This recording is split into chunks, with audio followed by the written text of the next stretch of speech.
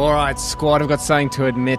I am breaking one of the greatest commandments in business. If you break this rule, business is going to suffer and everything's going to be on hard mode. We do want to avoid this. I'm going to explain why I'm doing it. So I've just got a little example here from Mr. Hormozi himself. And realistically, the one that I want to focus on is this one over here. Productivity comes from all the things you choose not to do. So we want to make sure to be productive. We want to avoid as many things as possible. Is basically what it boils down to. And if you want people to respect your time, stop giving them so much. And nothing is precious until it's scarce. Just a few little bites of wisdom there before we go. To give you a little bit of context around this story today, we sold our business in 2022, and a couple of months later, I purchased a property in the south coast of Australia where we wanted to build a corporate retreat. And the idea for this was to become an income generator for our family, right? Like, take the money that you earn and invest it so that you can keep earning and you don't have to do the day job anymore, basically. And the planning stage took multiple years. So we're talking, I think we were 3.5 years of planning to get there. And I just finished up with my job and I really wanted another challenge while I waited. It's a waiting game, right? What am I going to do? Nothing. So can't do that. So I started to build ClipFlow in 2024. And you guys have probably seen this along the way with all the videos. But that's when I started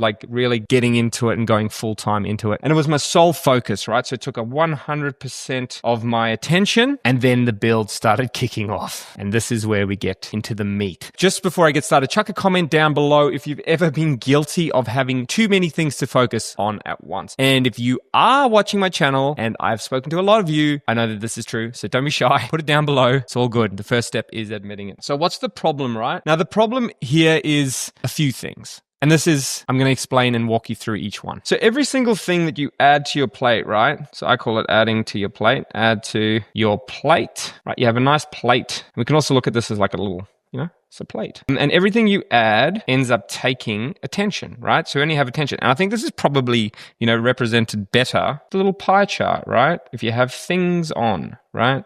So you got your little side hustle here, which we want. We've got our little job. We've got our family. And these things are all great. They all take a portion of your focus and your time. And you only have so much in a day, right? So realistically, we all just get 24 hours in a day. And from there, if you're like me, 9 of those is 9 hours is in bed to get 8 hours of sleep. Make sure you focus on that, everyone. Then you've got, I've probably spent 1.5 hours on exercise, and then you've got work, whatever X hours on work, whatever that equates to, and then whatever else you have left. And then it could be life admin. And I'm very aware that adding more things to the plate would create an issue. And I usually avoid this at all costs for, very simple reasons. It just takes up your time. And for me, with something like a build, funnily enough, every phone call, every email, every single item on the to-do list adds more stress to me. I know that for a fact. The more things that are ticking away in my brain, the more stress and anxiety it causes. And I imagine most people are in the same thing. It's just another thing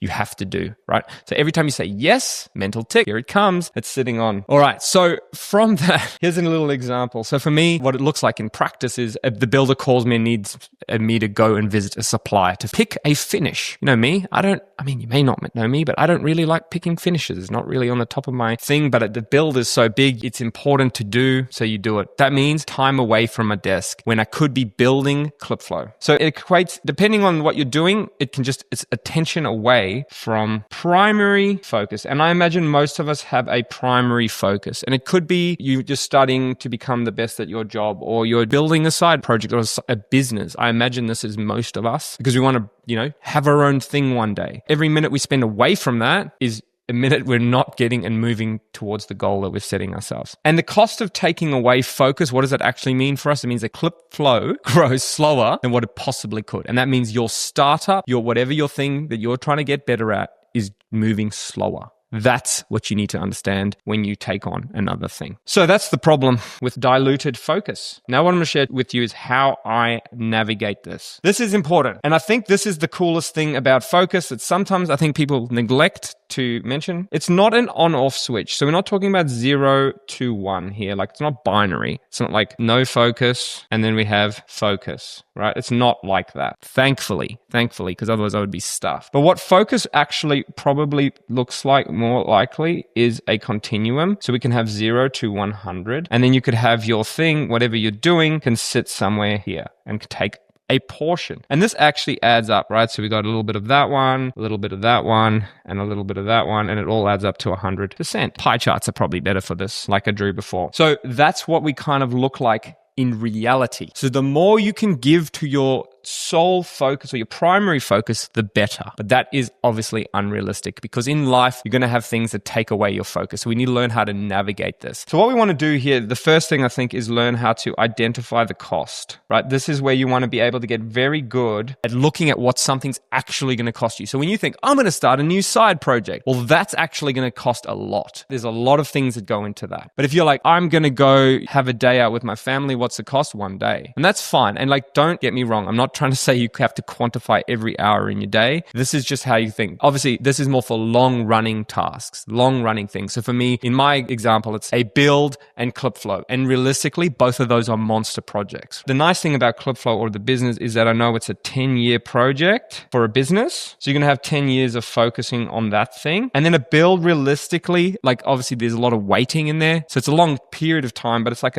let's call it a 4 to 6. Now, hopefully for you, if you do a build, it doesn't take that long because we went through a whole bunch of hoops to get there. But realistically, 4 to 6. And for a normal house, if you're just building on a normal block, probably takes you 2 years. So you can say, okay, well, I'm going to sacrifice a portion of my 2 years for my business, and then I'm going to do whatever else that looks like for you. But you need to learn how to identify the cost. That's really important. For me, I knew that I was going to do a build, and then I was like, there's going to be heaps of time waiting. I'm going to build a business at the same time, knowing that I wasn't going to be able to give 100% focus, but I could give like 70 or 80. Okay. So that's number one. Now, what I do here is I delegate. The way I juggle this is I delegate my time off. So think about this. For me, this looks like is my Sunday to admin. So this is where I do the build stuff. So this is what it could look like. If you've got another long running task, you say, okay, well, I'm going to adding another work day in, but it's not work, but I'm doing the things that move the needle in the other project on those days. So I'm not losing work days. And another way that I also do it is I add in additional days. So I work on a Saturday so that I know that if I've lost time in the week due to phone calls, meeting, site visit, whatever it is, I can make that up on a Saturday. So realistically, what I'm doing is I'm basically hacking my time because most people only do 5 days a week, right? And that's the time they can do work. If you spread that out to 7 days, you add a lot more time and you can actually put more on your plate because you're 100%, let's say I'm building my business 100% there, great. And then the other 2 days are extra. And if you want to even go super hyper mode, you go 7 days on your business and you freaking crush it. But that's a whole nother thing. And that's once, the next project's done. And I won't be taking on another one until I've finished the big one. Someone asked me that question on LinkedIn,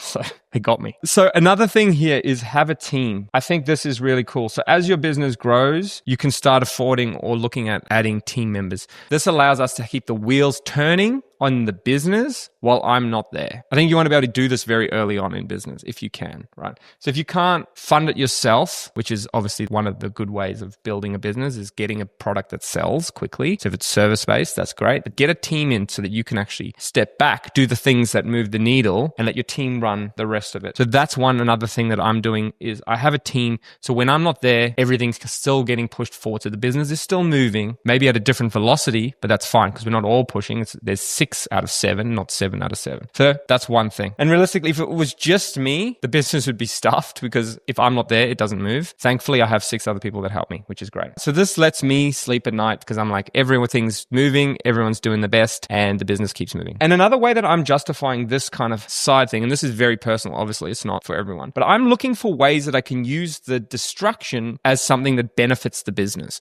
So what this looks like in here is we are making content for the build. So we're documenting the entire process, right? It has a few really interesting plays. Like one, you can do partnerships and stuff with other people. So you actually bring the cost of the build down, which is really cool. It is a distraction, 100%. But what it does is it's actually allowing us, because we're making a content creation platform, it's teaching me the ins and outs of a different style of content. So I do a lot of hit piece to camera, like this kind of style content. But what the other style does is more of a documentary vlog style. So it teaches me and shows me what those type of creators see. So I'm learning a whole bunch of stuff, which which is really cool. And it's giving me a lot of time and reps making more content. And this benefits our business directly because we get to learn insights. So that has been one really cool way. And that's how I can justify doing that, because it's an expensive exercise in time, but it helps me learn. So I'm helping and I'm pushing the business forward in that sense. Yeah. And it shows me the problems in content creation that we can then solve in our system. So very good. So try and find ways